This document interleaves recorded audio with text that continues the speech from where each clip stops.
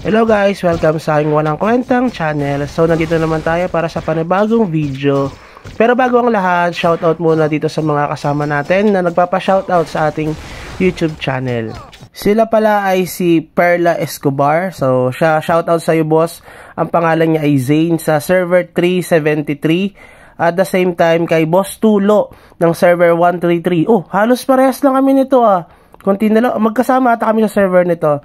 Paps, mag-antibiotic ka na para gumaling yan, no? Tapos, ang huli sa lahat, pero una-una nag-comment natin ay si Dream na sa server 487 at ang kanyang in-game name ay Ampon. So, malilegitimize din pagiging legitimate child mo, boss.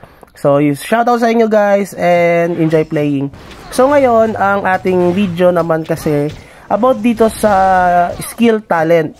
Kasi ang hirap pa-levelin nito guys. Sobrang hirap. Biruin mo 68,000 ata or 64,000 para magpa-level nito. Medyo nag-stop na tayo sa magpapa-level nito. Level 27 na. Kasi ang gastos niya sobra. Tapos yung iba naman, ewan ko kay RP ata, RPPH ata. Basta yung BK yun. Ang point of view niya dito sa skill talent ay yung raid. Diba? I-raid ang gusto niya. Ako kasi, para sa akin to, this is my point of view dito sa Blade Knight. Para sa akin, mas okay itong i-max yung sword play. Yung pinakababa na skill. Kasi, makikita nyo doon, may freeze na effect yung sa kalaban natin. So, para siyang ma-stun or mapi-freeze. Ibig sabihin nun, parang ma-slow mo siya sa madaling salita. Okay din naman yung raid, no? Pero kasi yung sword play kasi parang mabilis kasi siya mag-effect. Tignan niyo dito, yung pag level 15 na siya, yung sword play has 15 higher chance to trigger yung freeze attack niya. Yung una 3 point something lang, tapos meron pang 15, tapos meron pang 50%. So almost 68% mag-activate yung freeze mo. Sa raid kasi, parang 30 seconds ang cooldown niyan. Tapos, meron syempreng less ang cooldown dito dahil pag inactivate mo tong raid no na skill talent, may babawasan siya almost 4 seconds or 5 seconds. So, 25 seconds na siya. Pero kasi, pagdating sa PvP kasi guys, para sa akin na, pagdating sa PvP, ang mangyayari kasi, parang isang beses ko lang nagagamit yung raid. Pero itong sword play, medyo maganda kasi siya kasi yung sa raid kasi, after mong na-activate mo siya, diba? Sumipa siya na malapitan. Tapos yung next skill mo, 15% damage. Dito kasi sa sword play, pag nag-effect yung freeze mo, mag-activate na agad yung 15% damage mo. Kahit na anong attack. Ibig sabihin nun, kapag the more na mas mabilis ang attack speed mo, the more na mas mabilis yung chance na mag-effect yung sword play mo. Meaning to say, mas madami mo siyang beses na magagamit compare dito sa raid. Ayun, maganda rin sana to. Kaso yung raid na skill na yan, na damage na yan, kahit na may dagdag yan, mahina kasi siya, parang 180 lang yung damage niya. Compare dito sa ating mga whirlwind, tsaka yung fatal strike, di ba kapag tumama yon, may 15% attack sa'yo, dadagdag dahil nga nag-effect yung freeze mo, ibig sabihin, mas malakas yung damage. Para sa akin na, tapos magagamit mo pa siya sa red boss, diba? Mas mabilis yung damage mo, mas malakas ang damage mo. Sa, sa raid kasi, parang hindi siya nag-auto skill, kailangan mo siya ng pindutin. Ewan ko, kasi walang auto use dito sa raid. Sa BK sa option ng cellphone ko, ewan ko lang sa iba. Kailangan ko pa siya kasing i-click. No? So, para sa akin, mas okay itong sword play na level 3. Makukunin nyo yung tier 3 ng sword play compared doon sa raid. Pero syempre, magkakaiba naman point of view at saka understanding and interpretation about this kind of skills. Pero para sa akin, para mabago naman, syempre itong okay sa akin yung sword play. Tapos tandaan nyo ito guys tandaan nyo ito. Yung kay RP o yung BK na malakas, hindi ko lang kung si RP ba yun o si Japs. Malakas siya, 'di ba? Sobrang lakas niya kasi nga spender siya. So kung inaakala nyo kasi na magiging ganun kasing lakas yung parang nawawanhit nyo yung kalaban, yung si RP ako, nawawanhit nyo yung kalaban, it doesn't mean na ganun din yung magiging character nyo, lalo kung hindi kayo spender. Kasi iba parang may nakikita kasi ang comment na, wow, ang lakas ng character ni RP, gayahin ko nga para maging ganun din kalakas ng character ko.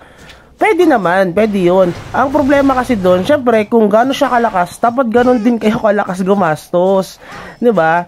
So, para sa akin kasi, hindi ko siya kayang gayahin kasi ito kasi yung ano nga natin, character natin ay para sa mga free to play or yung mga 55 toppers lang. So, kung kayo ay 55 toppers, ito ang pwede ko masuggest sa inyo, no, mga ganitong skill, or pwede nyong i-reference itong character ko, itong ano natin, itong mga videos natin. Pero wag din naman kayong mawalan ng or gana na panoorin yung kay RP kasi maganda din yung content niya, magaling din siyang mag-build ng character. Minsan nanonood din ako sa kanya, medyo busy lang din tayo kasi ang dami mga vloggers na BK, 'di ba? Tapos nadagdagan pa ata ng isa pang Blade Knight na nag-change, parang si Japs nga ata yun, dati yung EMG, ngayon Blade Knight na siya. So, yun lang para sa akin guys, yung point of view ko dito. Para sa akin, mas okay ang sword play compare sa raid.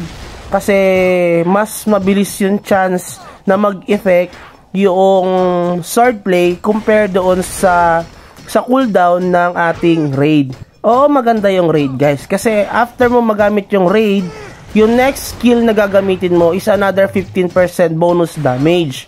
Good siya, lalo pag tinira mo yung Fatal Strike. After nun, wala na. Hindi mo na siya magagamit, lalo kung PvP, guys. Kasi usual, 30 seconds, 20 seconds, tapos na yung PvP. Unless, otherwise, makunat yung kalaban nyo. Sobrang kunat. Eh, ano lang ba makunat dito? DL, syempre, kapag wizard, kung sakaling mag-teleport sila. Yun ang usual na, ano natin, no? Yung advantage.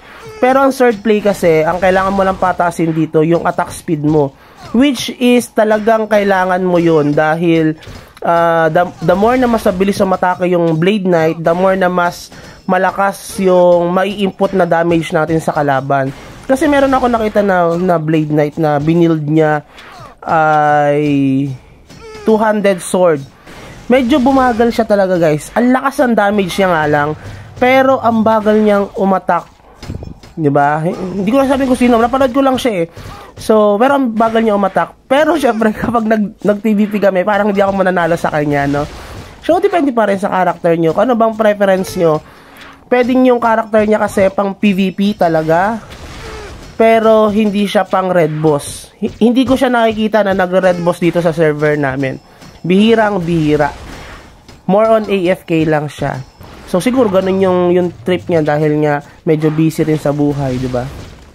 So yun, magkakadepende pa rin kung anong gusto nyong i-build doon sa character niyo. Pero para sa akin balance itong ginagawa ko para sa mga hindi ganoon ka gustong or hindi masyadong gumagastos sa MU Monarch, yung parang libangan lang, no, para kahit pa paano pampalipas ng oras, at kapag inaaway ng jowa or ng asawa ay meron tayo paglilibangan, hindi tayo mambababae, 'di ba? Huwag kayo mabababae guys. 2025 na. So yun lang guys, and kayo ba? Ano ba ang point of view nyo dito sa mga Blade Knight? At alam ko maraming Blade Knight dyan na nakasubaybay sa ating channel, at maraming salamat sa inyo. And kapag umabot ka sa video na ito, please consider like and subscribe, and have a good day. Bye bye.